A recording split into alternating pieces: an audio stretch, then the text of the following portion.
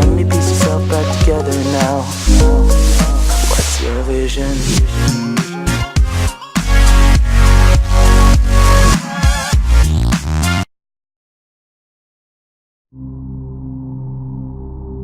Earth, a unique planet, restless and dynamic. Continents shift and clash. Volcanoes erupt. Glaciers grow and recede. Titanic forces that are constantly at work, leaving behind a trail of geological mysteries. One of Earth's most intriguing mysteries is the presence of a huge arc of geological destruction surrounding the Pacific. It is known as the Ring of Fire. 3/4 of Earth's volcanoes are situated here, and 90% of all earthquakes also occur along this line. Over the last 200 years, disasters here have claimed over 1 million lives. Now, scientists set out to discover why these volcanoes and quakes occur all around the margins of the Pacific Ocean, and to find out what powers them. Unlocking the mysteries of this awesome force of geology will bring the scientists one step closer to understanding how the Earth was made.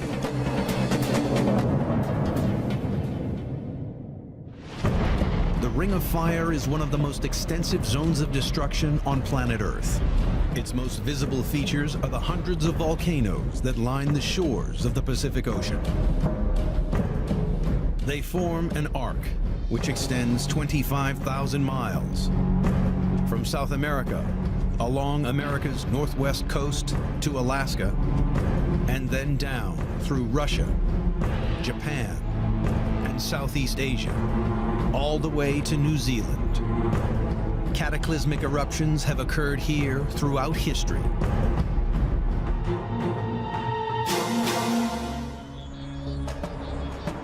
August 1883, Indonesia. The Krakatoa volcano blew itself to pieces, creating the loudest sound in recorded history. June 1991, the Philippines. Mount Pinatubo blasted debris 22 miles into the atmosphere. Suffocating ash swamped over 2,500 square miles. And in May 1980, Mount St. Helens caused $1 billion of damage. The ever-present threat from these volcanoes makes it essential for scientists to understand the forces that power them. The investigation begins here, in Alaska. This land of rugged beauty marks the most northern extreme of the Ring of Fire. 75% of all the volcanoes in the United States are situated in Alaska, making it a perfect laboratory for volcanologists. The first step is to discover how the Ring of Fire's giant volcanoes form.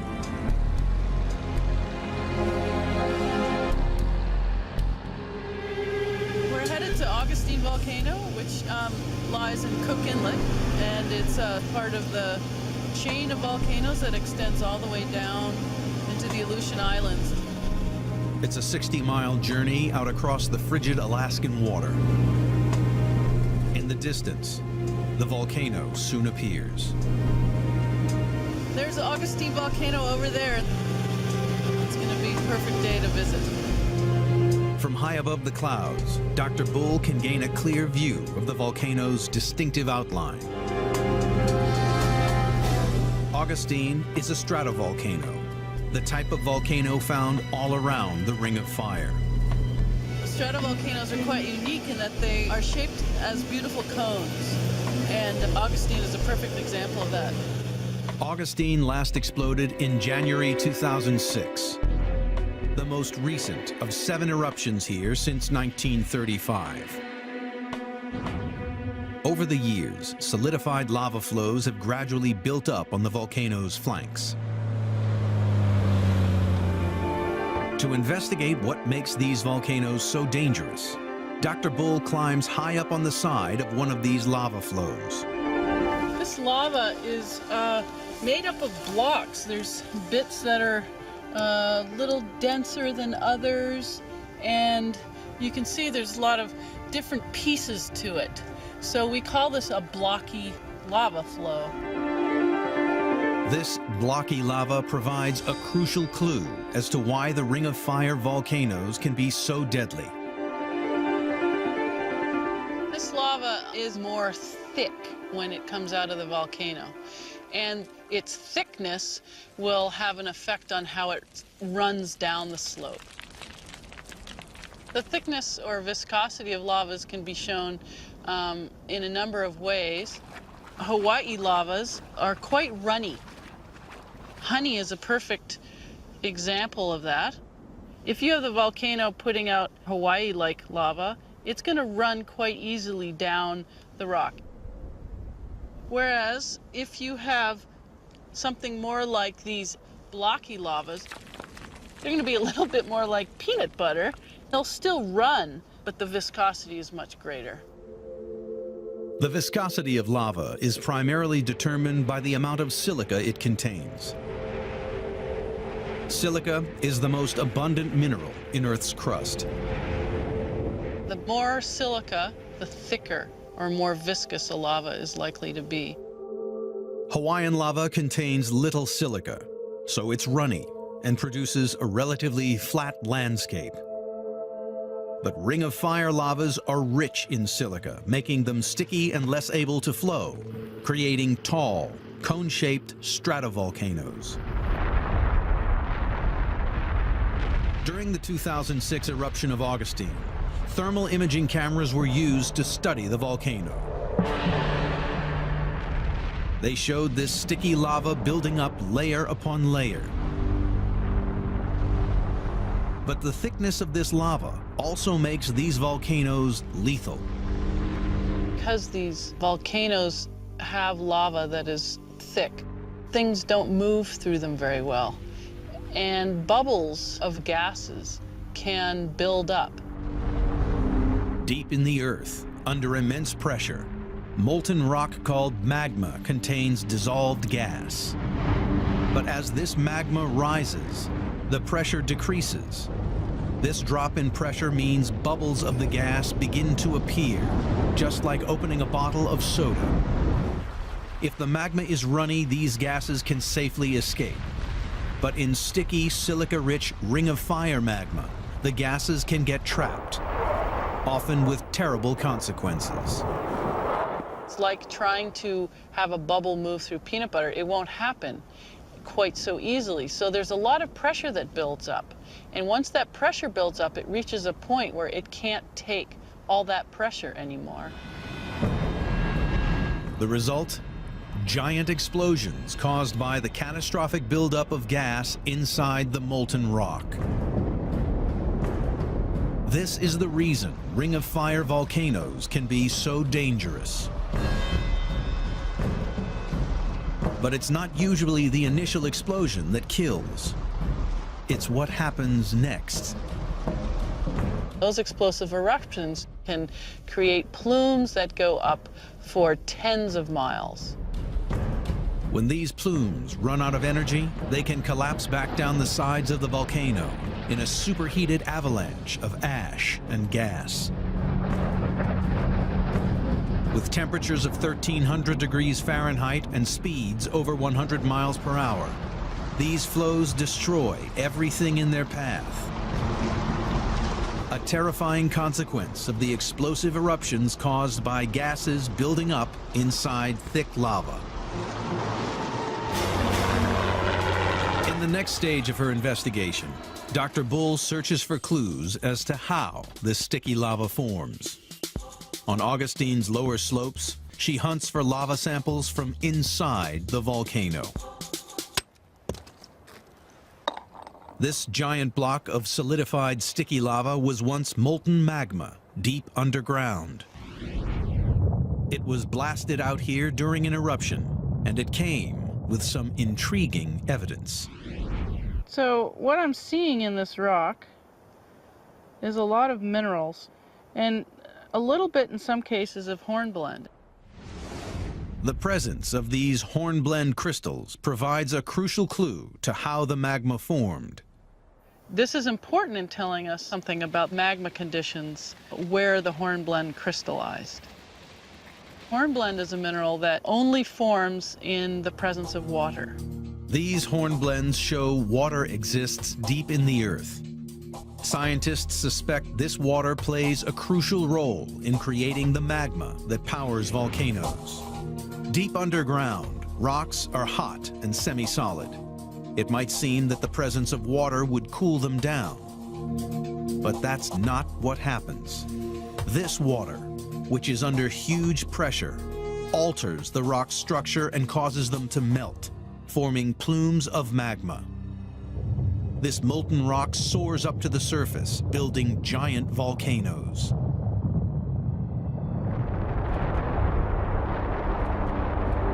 Without water causing magma formation deep underground, these Ring of Fire volcanoes would simply not exist.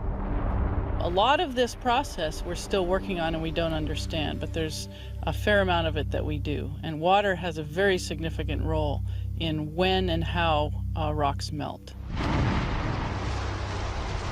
The investigation into why the Ring of Fire is so dangerous has uncovered two important pieces of evidence.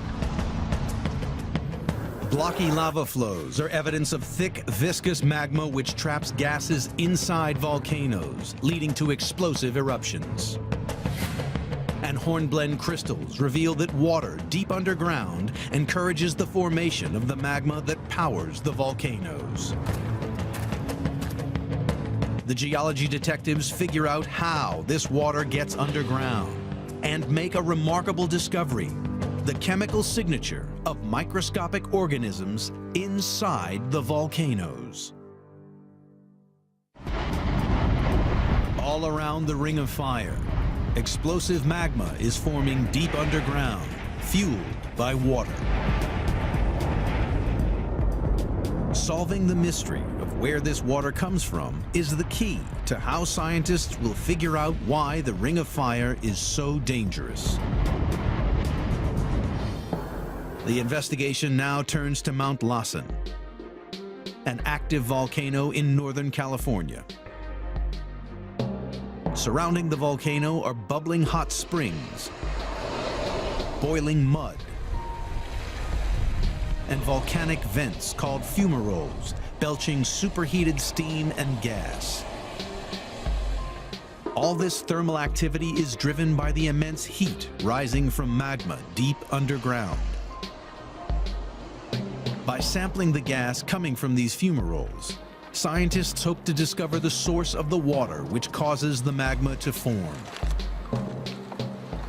This device measures temperature. The temperature of this fumarole is 92.5 degrees C, about 200 degrees Fahrenheit. So just about at the boiling point for this elevation. And that's what we want for a good gas sample, a good boiling fumarole.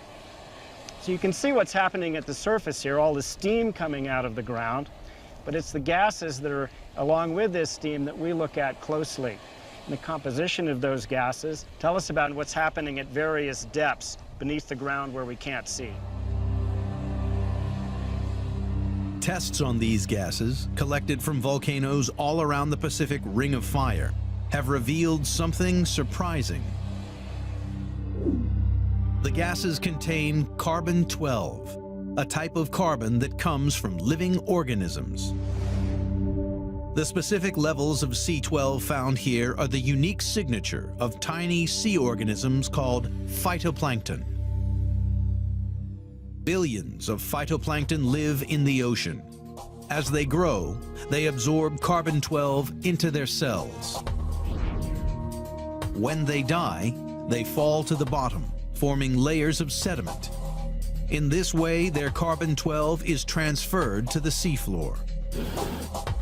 Intriguingly, scientists have found this same carbon-12 pouring out of volcanoes all around the Ring of Fire. Volcanoes of the Cascade Range have carbon dioxide that's very rich in carbon-12. and it's almost like you're cooking oceanic sediments that are rich in phytoplankton down deep beneath these volcanoes to generate the carbon dioxide you see coming out the top. That links this carbon dioxide to organic sediments way offshore in the ocean. The organic matter that was originally phytoplankton becomes carbon dioxide that we see at the surface. Seafloor sediments are getting into volcanoes, and these sediments contain seawater. This is the water that causes the rocks to melt below the volcanoes, forming magma. But a mystery remains. The magma plumes feeding the volcanoes lie sometimes hundreds of miles from the ocean. The scientists now have to figure out how the sediments loaded with seawater are moving so far inland. To find out, the investigation heads for Alaska's Chugach Mountains. The research here begins with an analysis of the local rocks. Oh, this is a really neat boulder that's right here. And what you can see in it is that there's this whole mixture of rock types. You can see that there's this black stuff, which would originally have been mud.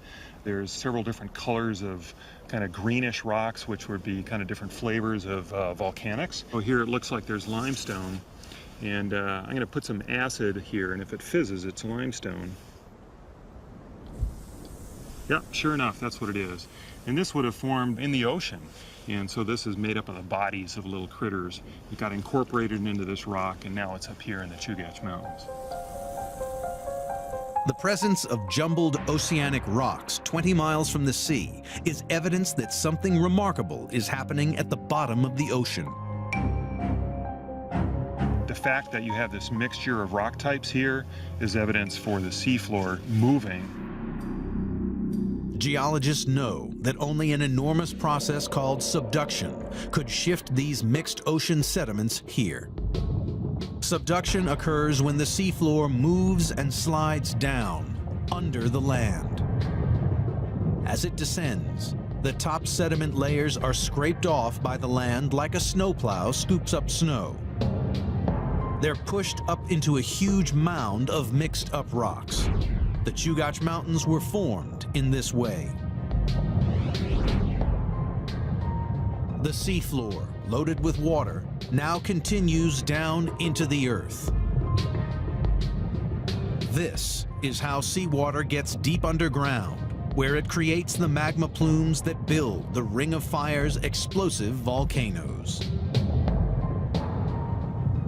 Where we're at right now, the Pacific is subducting beneath us to the northwest. At this northern part of the Ring of Fire, it's about 20 miles beneath our feet right here. But if we were to go off that way where the volcanoes are, it's about 60 miles beneath our feet there. And so as it goes to the northwest, it subducts and then brings water and sediment into the earth. That ends up causing melting in the mantle, and then that melt rises as magma to volcanoes. The investigation to discover how water is getting down below Ring of Fire volcanoes has turned up intriguing clues. Carbon-12 samples indicating that ocean sediments are getting deep below the Ring of Fire's volcanoes. And mixed rocks in the Chugach Mountains, 20 miles inland from the ocean, are evidence that the whole seafloor is on the move, sliding deep under the land. This process is the engine that powers the Ring of Fire's killer volcanoes. But deep underground, the Ring of Fire hides another, even more deadly secret. Earthquakes that can destroy entire cities. The Ring of Fire, a lethal line of volcanoes.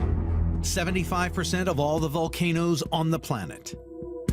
These fiery peaks encircling the Pacific Ocean are built by tremendous forces deep in the earth. Eruptions here have taken many thousands of lives and destroyed billions of dollars of property. But an even bigger killer is present on the Ring of Fire.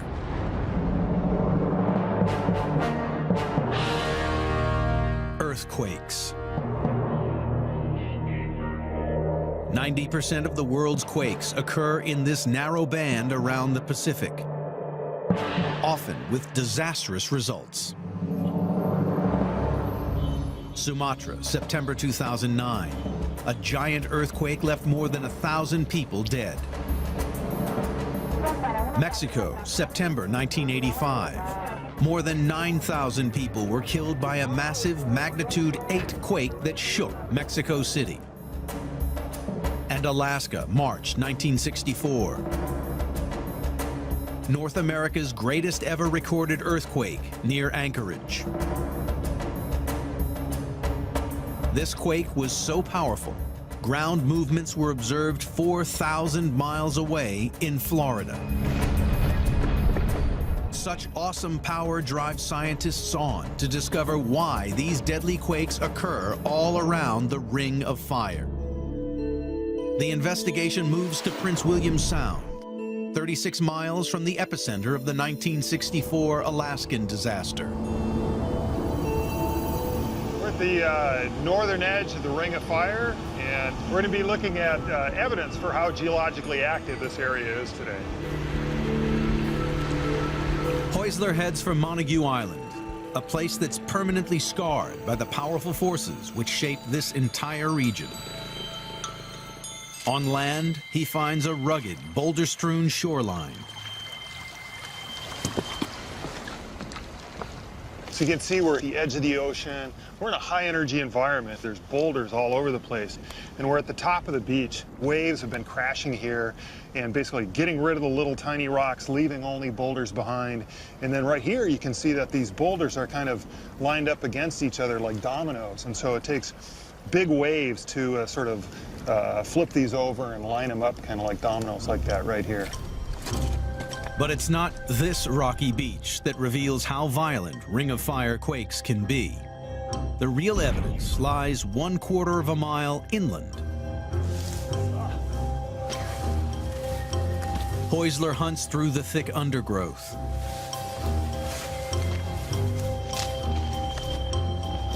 Hidden by the trees is a near identical line of boulders. We've hiked in, thrashed through the alders, the Alaskan jungle up to here.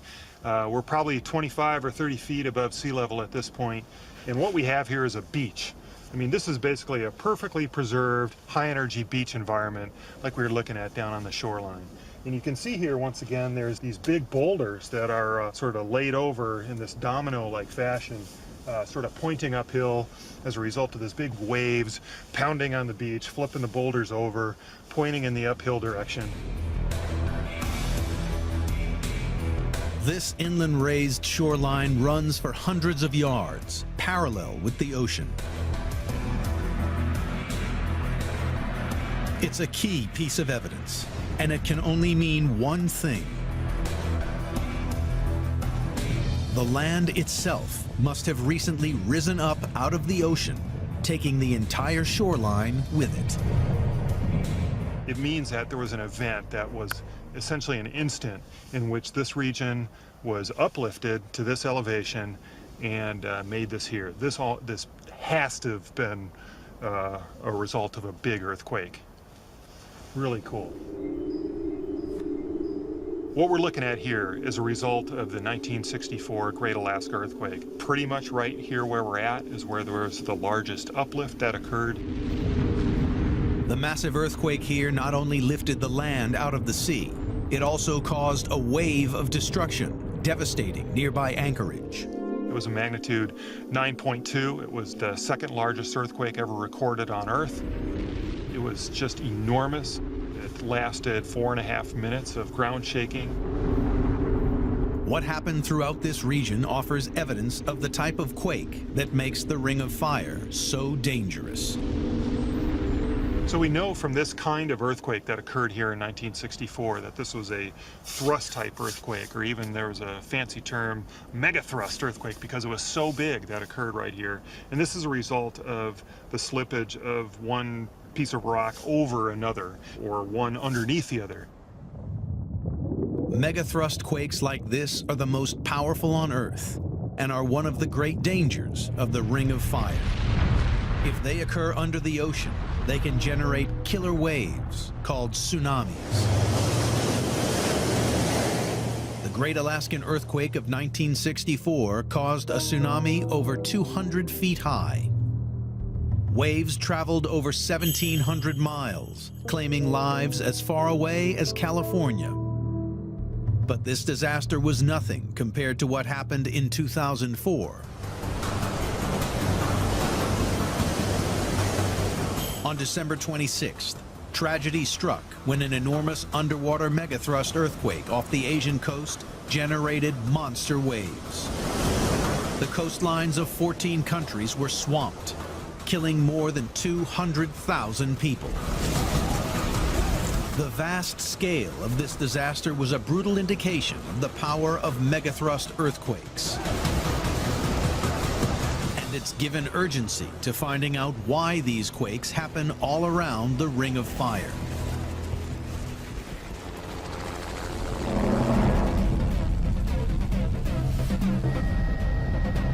Once again, the Alaskan landscape is the perfect geological laboratory. So we're headed to a seismic station in south central Alaska near the tip of the Kenai Peninsula. Millions of years of the Ring of Fire's volcanic activity and rippling earthquakes have given Alaska an incredibly rugged landscape. It's not easy to find a flat spot to land. It's clear on my side.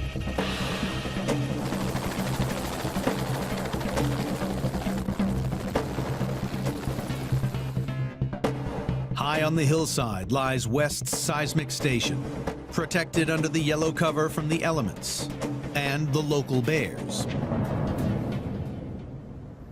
So this is the vault where one of our seismic stations lives. This is one of the many seismic stations that dot the state of Alaska.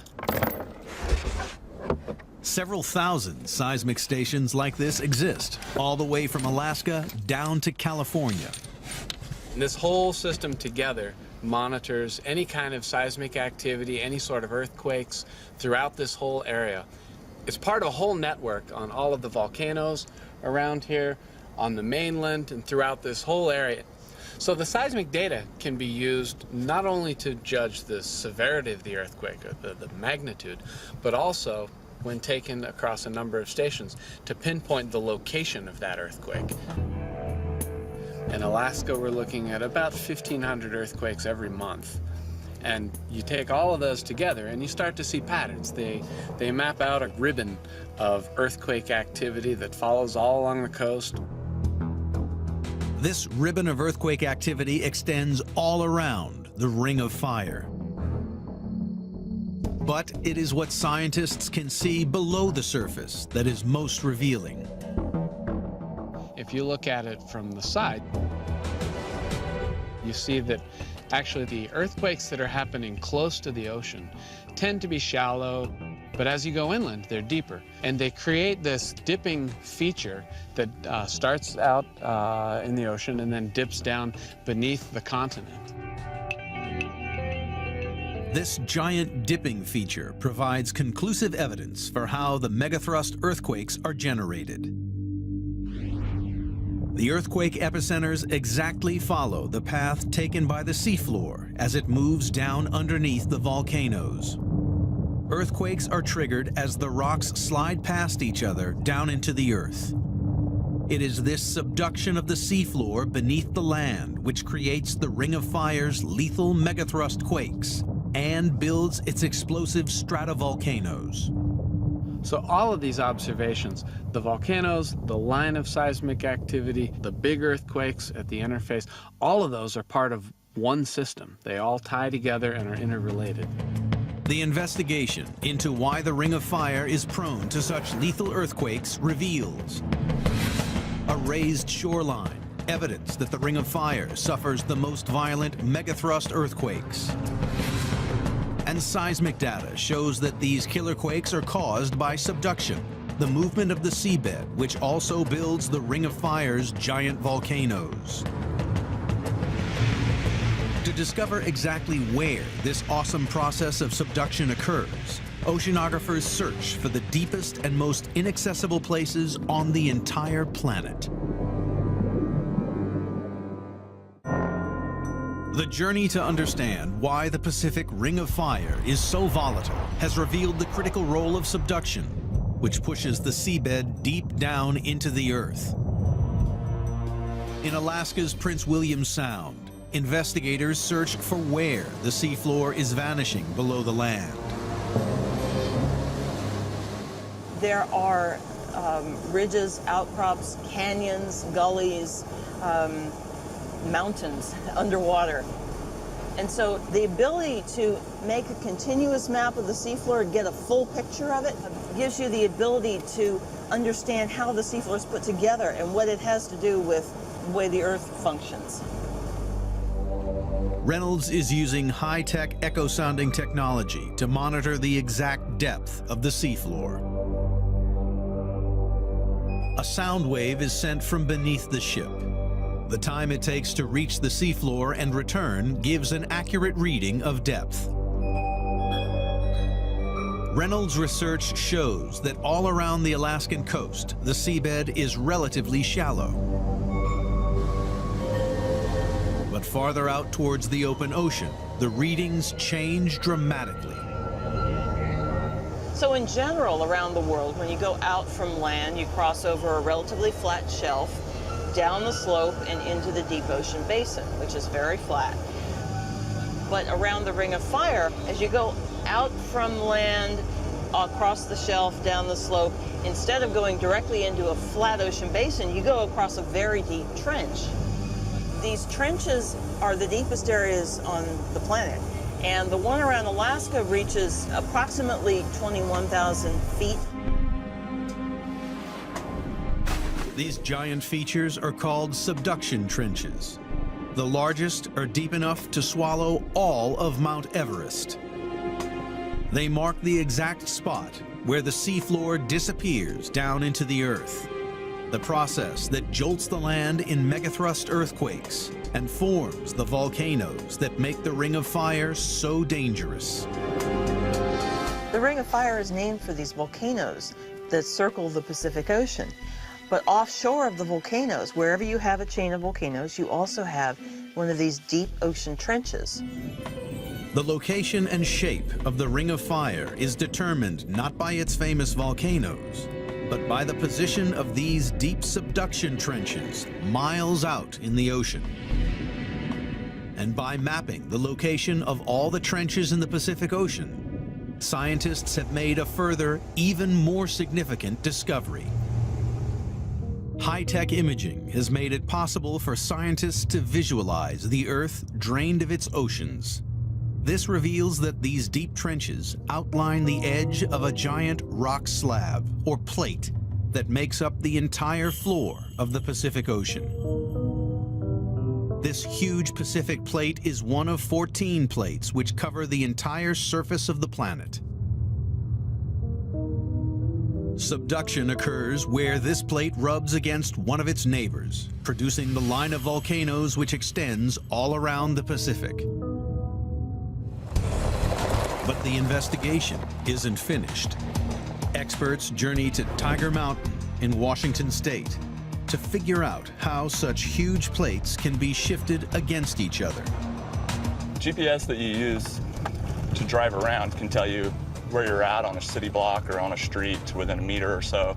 But in geology, we're interested in centimeter to millimeter accuracy so that we can track the changing of the land.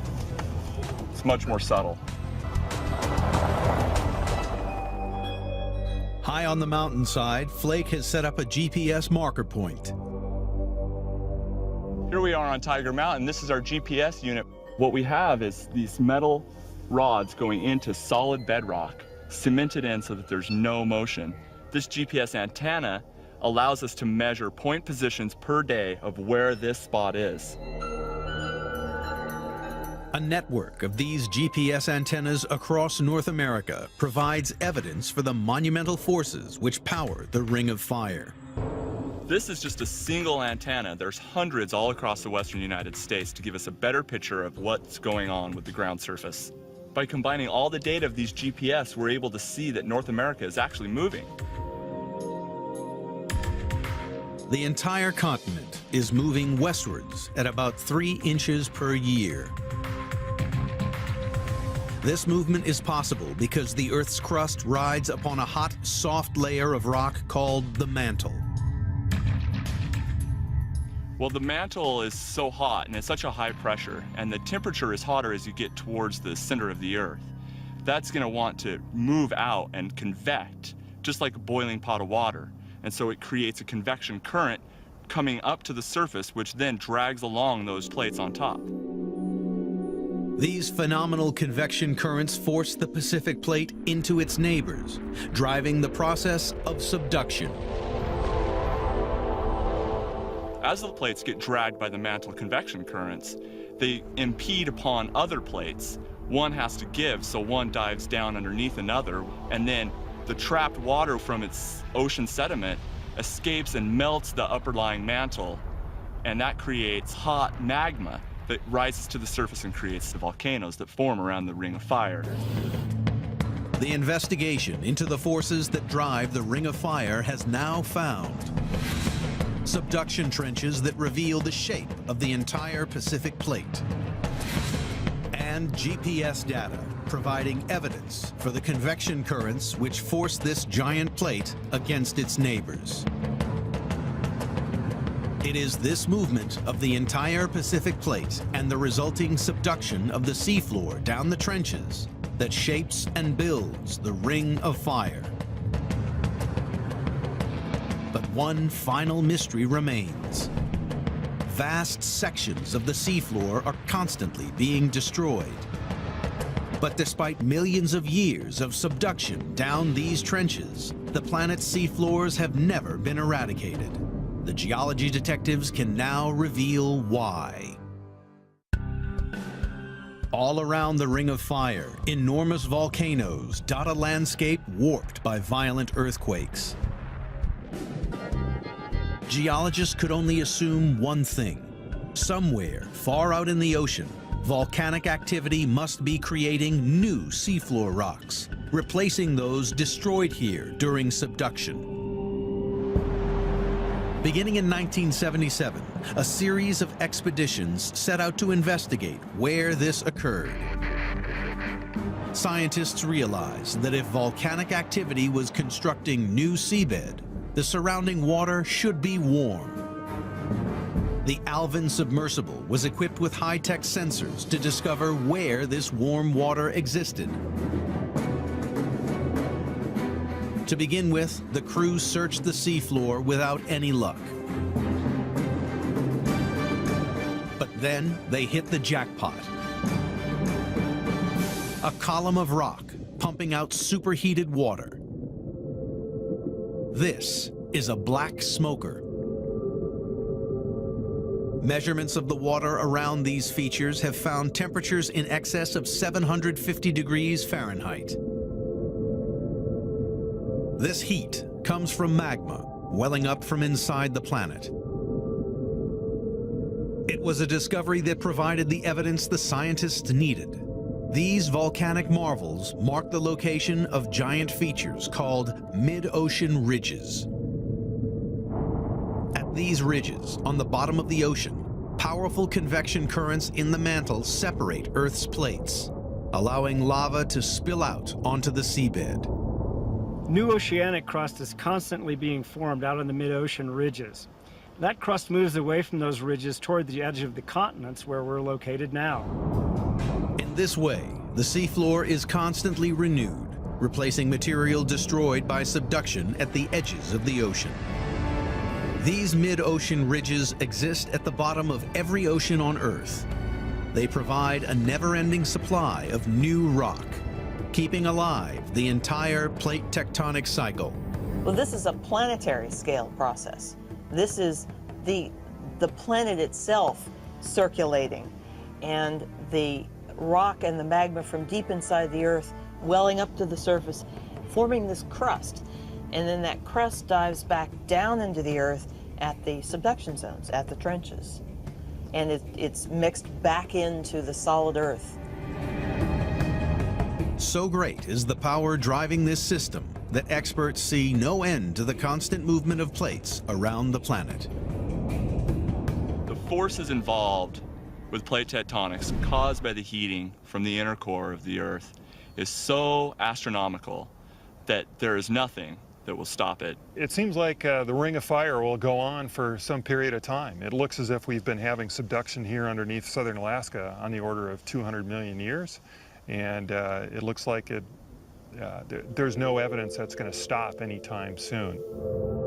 But over the coming billions of years, the ongoing movement of plates will redraw the map of the world.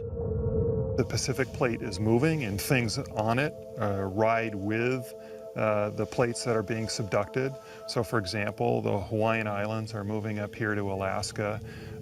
Parts of California are moving up here to Alaska. Baja California is moving north here to Alaska. So apparently Alaska's a popular place to be. It'll be the resting place of all these things. So the map of the Pacific will slowly change, driven by the immense force of subduction. This is the real story of the Ring of Fire. Subduction creates the magma plumes which build the region's explosive volcanoes. Subduction powers the violent megathrust earthquakes that shake the region, leveling whole cities in seconds and causing killer tsunamis. This process of subduction just releases an enormous amount of energy through both earthquakes, through building these mountains, through volcanoes. It's just really inconceivably huge. This is what makes the Ring of Fire the most geologically active and most deadly place on the entire planet. You see the whole picture of creation and destruction of a plate in the Pacific Ocean. And the Ring of Fire is the boundary of that cycle, and it's the place where all the destruction is happening. Geology detectives have now pieced together the evidence for what makes the Ring of Fire so dangerous and discovered what powers it.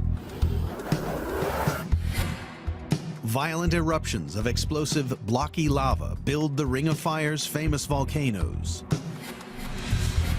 Mixed rocks from the seafloor found miles inland are evidence for the process of subduction that builds the volcanoes. Raised shorelines are evidence for giant megathrust earthquakes caused deep underground by subduction.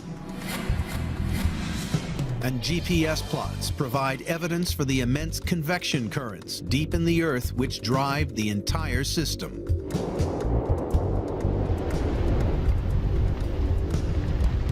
These giant forces have built the Ring of Fire. The energy that drives this whole convective system is really without parallel on the Earth. There's nothing else that we can compare to as far as the amount of energy and the force that moves the continents around, compresses them against one another, drags one down beneath the other. Really just awesome force.